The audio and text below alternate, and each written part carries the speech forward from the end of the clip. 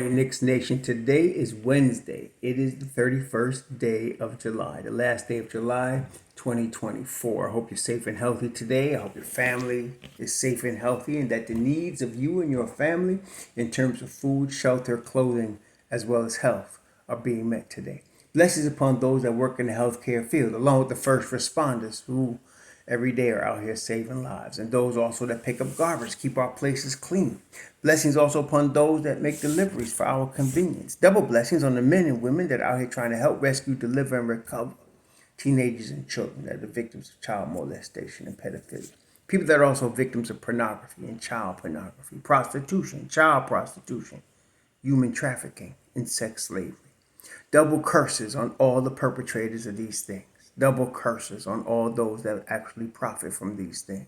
And double curses on the perverts that create the demands that create these heinous industries. Finally, double blessings upon the homeless. Nearly 600,000 men, women, children, families, senior citizens, homeless in the United States of America, and millions around the world in similar or worse conditions. Blessings upon them, for theirs is the kingdom. So finally, it happened. Finally, the Knicks signed Precious Achiuwa. 1 year, $6 million.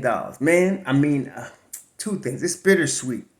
It's sweet, obviously, because we have our team. We have our team back. The full contingent that we ended up with last year, plus Mikal Bridges and Cameron Payne. So it's really good. But I feel bad for Precious because he did sign below his market value, in my opinion. Now, the 1 year deal works in the Knicks' favor for more than one reason. Obviously, as I mentioned now, the Knicks are now basically 3.2 million over the first apron, but still 7 million under the second apron, and they were trying to remain under the second apron. That was the goal, and that's what they accomplished. The Don is the Don for a reason. Now, 1 year gives Precious a year to prove his value. And so he is going to come in with a lot of motivation this year to prove his value. So now he goes to a 1 year deal. Next year, he'd be eligible if he wanted to stay with New York. He'd be eligible to sign for, say, the mid-level exception next year. As I mentioned yesterday, like Julius Randle, when he went to New Orleans, on the mid-level exception when he went there. And so Precious will be 25 soon. He's 24 years old, still very young, 24 years old, and still a lot of upside. So he could come back next year and sign a mid-level exception deal, if that was available, to him. Well, it will be available to him, and he can make more money. And we're hoping that he does make more money next year with that. So, but he's here. He's with us. He's going to be the backup five. You're going to have, and this is how it's going to work. It's going to be Jericho Sims will be the backup starter for Mitchell Robinson. So you have Mitchell Robinson starting, and whenever he misses games, which is inevitable, he's going to miss at least 20 games. So hoping he can, miss only 10, 12 games. But hey, we're talking, we know the deal here. So let's not be fooling ourselves. He's going to miss 20 games. So now you're going to need a starter. That'll be Jericho Sims.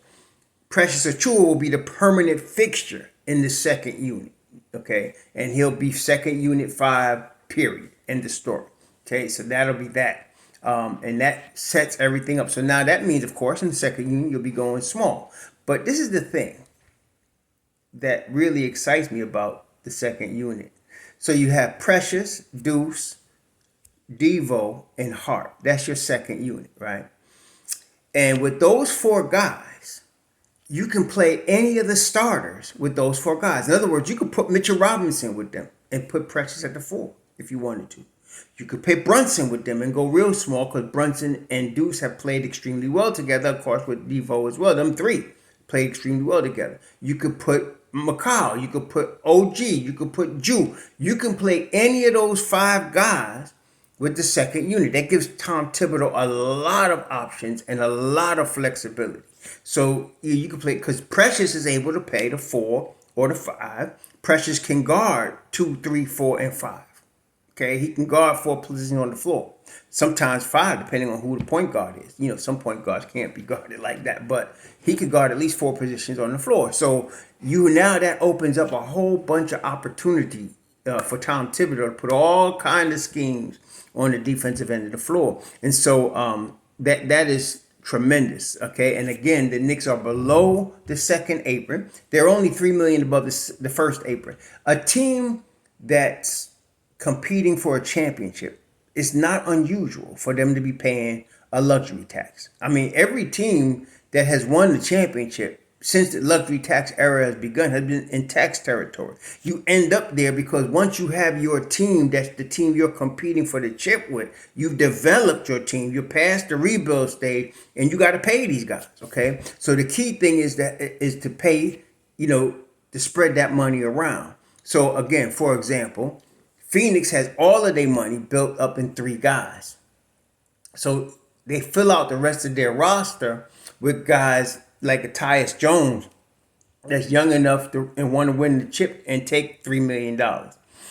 Or a rookie, like Ryan Dunn or Iso Ogudaro that you can put in there and hope that they can learn quick with these guys that you got. That's what you got. But the Knicks have it set up so that they got, it's not, even though Brunson, really, you could say Brunson, OG, and Randall, according to salary, are your big dudes.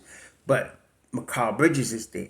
I mean, Josh Hart, DiVincenzo, these guys are at really, and of course, Duke's at a ridiculously cheap salary. You spread that money out. So now you have a real total team. So that what happened last year with all the injuries, Drew got hurt, of course. Mitchell Robinson got hurt.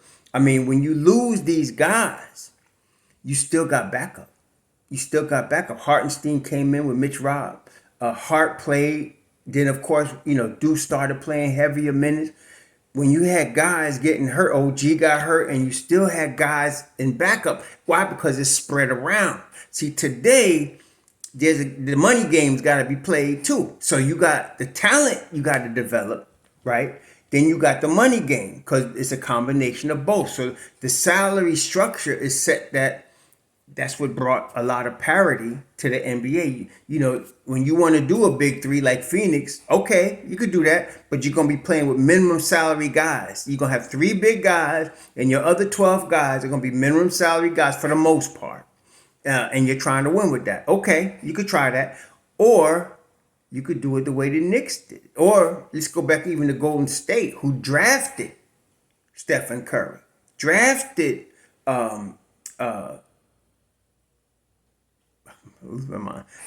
Stephen Curry, drafted Draymond Green, okay? Drafted the 2 guard there that they had the future Hall of Famer whose name I can't remember. Don't worry, I know some of y'all really get off on correction, man. Some of y'all must be teachers in another life. But you forgot this, and this is the guy's name. Listen, I'll find out. I don't need you telling me, all right? If I do, I'll ask you. But Klay Thompson. So they drafted Klay Thompson. They drafted Stephen Curry. They drafted Draymond Green. Therefore, they were in a really good position. And before KD ever came there, they won 72 games, 73 games. They didn't need KD to win a chip, as Draymond Green pointed out to him very clearly. So they've developed. That's how they drafted and developed and then added in after.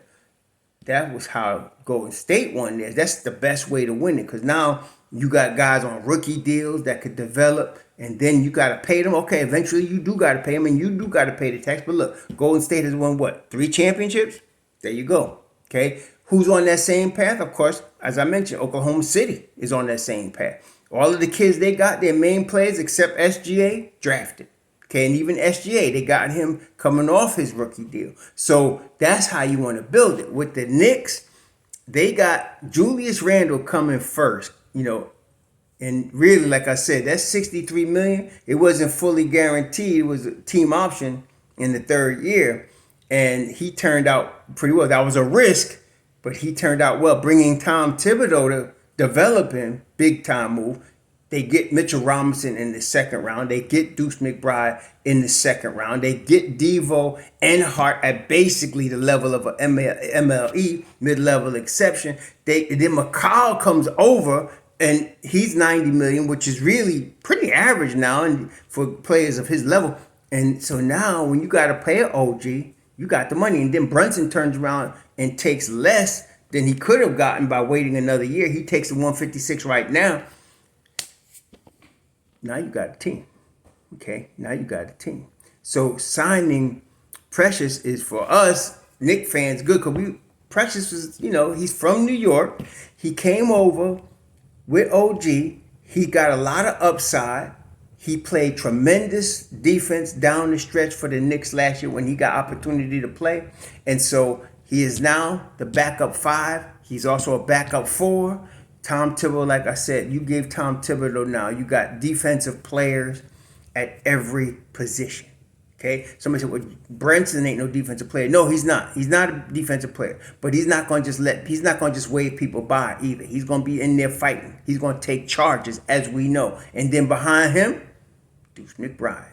You got the Deuce card behind him. So at every position, you got a high-level defensive player. Okay? Now we just want the season to start, y'all. We just need the season to start now. That's all we need. We good now. Okay? By the way, just to let you know. So now the Knicks got 13 players under contract. And now you add Precious to that. That'll make it 14. Porty is a two-way player. I expect Jacob Toppin will either be on the roster because they can hold 15. Or be a two-way player. Porty is a two-way player. So they got Jacob. Jacob's going to be on the team, in my view. They're not letting Jacob Toppin go. So either he'll be a two-way player or he'll be on the roster, on the minimum contract. And then they got another two-way deal. So we'll see what happens. Daddier is actually on the he's on the regular roster, but I expect him to spend a year, at least 2 years in the G League. So the Knicks really, and then so anybody else you ain't got to ask about. What happened to the big center, Dimitri, whatever? They all done now. Forget all that. It's all over. Okay, whoever's not here is not here. They're gonna either be in the G League here or someplace else. Journeyman will continue the journey. We good right now. I don't know what they're going to do with Bates Diop. I mean, he's 29 years old. He's small forward. I don't know. We'll see what happens. I'm not counting on a lot from him. See, this is what I'm saying to y'all. There's a 9-man rotation. What's outside the rotation, Porty, Kolek, Daddier, Payne. Well, Payne is the 10th guy. Sims is like the 10th or 11th guy. But Diop's outside the rotation. You got your 9-man rotation. There's no need to mess with it, screw with it. You good. Okay, and almost all of them. Mitchell Robinson. I mean, the only new guy really is Mikal. That's it. I mean, as far as guys that weren't here at the end of the year that never played for Tom Thibodeau, Mikal Bridges, and he fits like a glove. I mean, that's it. Everybody else that's what continuity, y'all. It counts for something, especially with a team ready for the chip. The Knicks got all the elements and ingredients prepared. Let's go get this thing. Y'all enjoy your Wednesday. Shalom.